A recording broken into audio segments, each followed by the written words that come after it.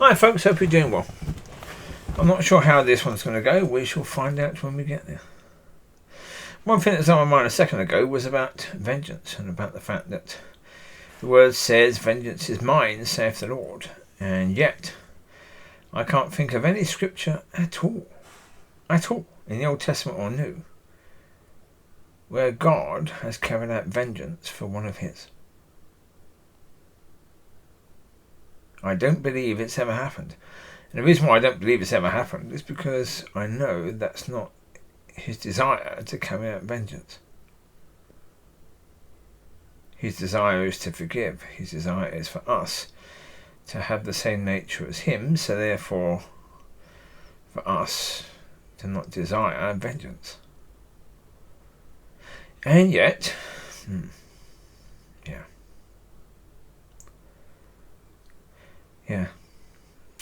we are where we are. And so, well, earlier on, I had a comment on one of my videos. The video talking about the fact that a friend will tell you when you're wrong. A good friend will tell you when you're wrong, but a bad friend won't risk it. On that video, the person basically did Matthew 7:1-3, but misquoted it. Or quoted part of it, but not all of it. Didn't actually explain what he was saying, so I responded. And the way I responded was truth. And, I hope the person does reply. I do hope the person does reply. Because, again, I wasn't trying to tell the person, how dare you write a comment?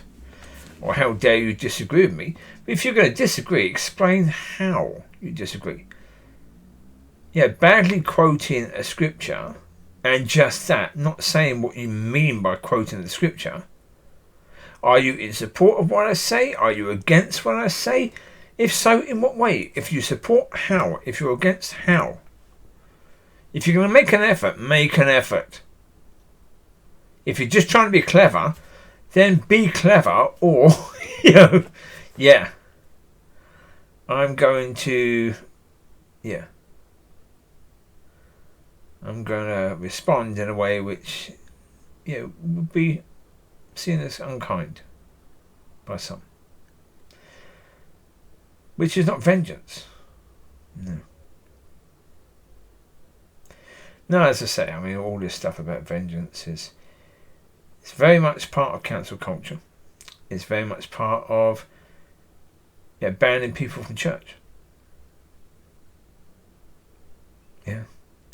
You do this, and when you do this, this is what happens. This is to stop people doing this sort of stuff. What is vengeance about? Vengeance is about saying to people, "Don't F with me." Right? That's what vengeance is about. It's not about stopping that person doing what they did. It's about stopping people in the future doing the same. Anyone else, that person or anyone else. That's what vengeance is all about. Because generally speaking, vengeance isn't about, I'm going to do this to you because what you did offended me so badly. But again, if it offended you so badly, deal with the offence. Deal with the offence. But no, there is no way, shape or form that we are supposed to carry out vengeance. It's not the way of God. Because again, if you're asking God to carry out vengeance for you, then the people that you've hurt can do exactly the same, and God will then take vengeance on you because of what you did for the other people. Yes?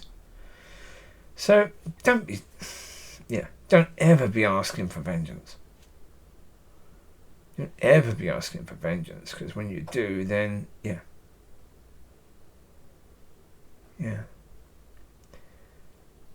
then what you do, people want the same from you. It is very, very much what it is. So, any other subject of worth at this moment in time?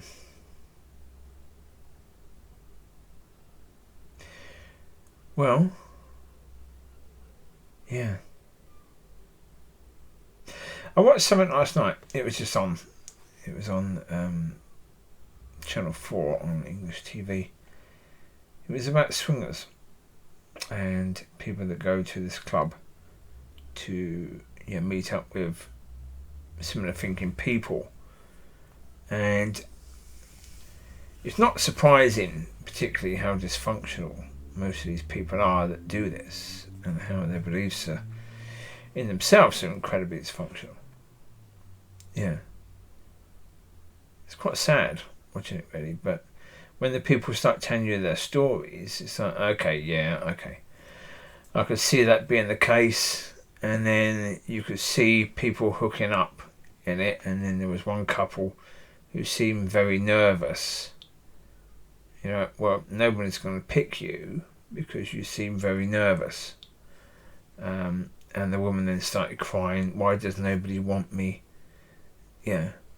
Why does nobody like me? And it's like, oh, for goodness sake. You go there because you want to be desired. You've got a husband. You've got a husband that loves you and desires you, but you go to these places because you want to be desired. Well, just look at the person next to you. That person desires you. That's enough. Why on earth would you want more than one person desiring you? I don't get that at all. But these people have this idea that we weren't supposed to just have one sexual partner in life. Why not? Why not? Well, it's because, people have the wrong idea about relationships and what a relationship is supposed to be about. And so therefore sex is being really put up on a high pedestal in most people's understanding of relationships. And a lot of people talk about getting bored and how they go to these places because they don't want to get bored. What do you mean getting bored? Jeez, life is... there's so many things happening in life. How can you ever get bored? If you're with the right person, how can you ever get bored? You shouldn't ever be able to get bored. Now, I met a lady the other day. I spoke to her before. She was walking her doggy, and some of my doggies are playing with hers. She's got a collie, and so they were running around chasey ball. And I had met her previously with a young man, and they were saying they're sort of together. And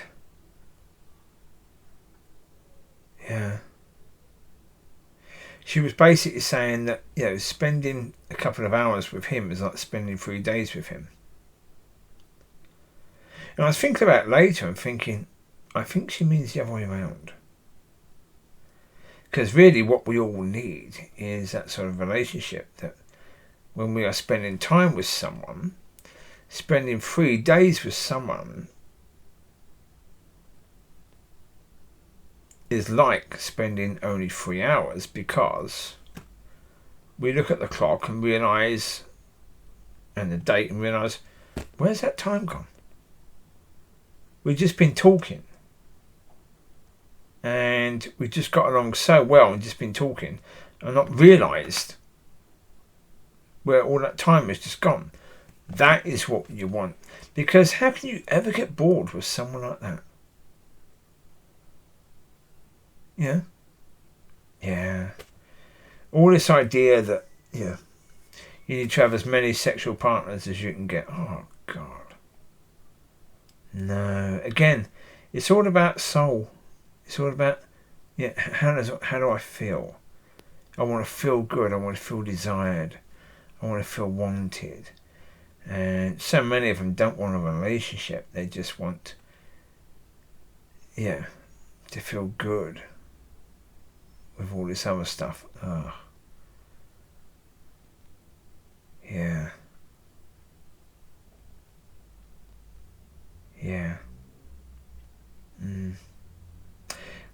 We have to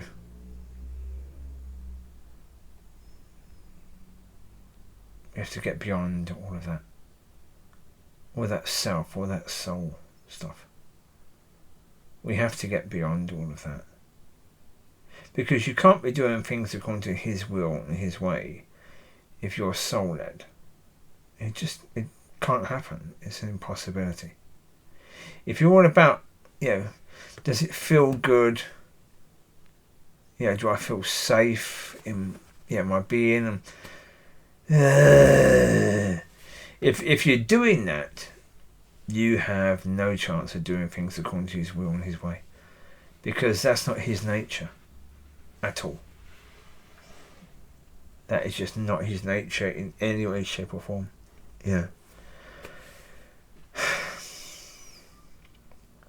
So His nature is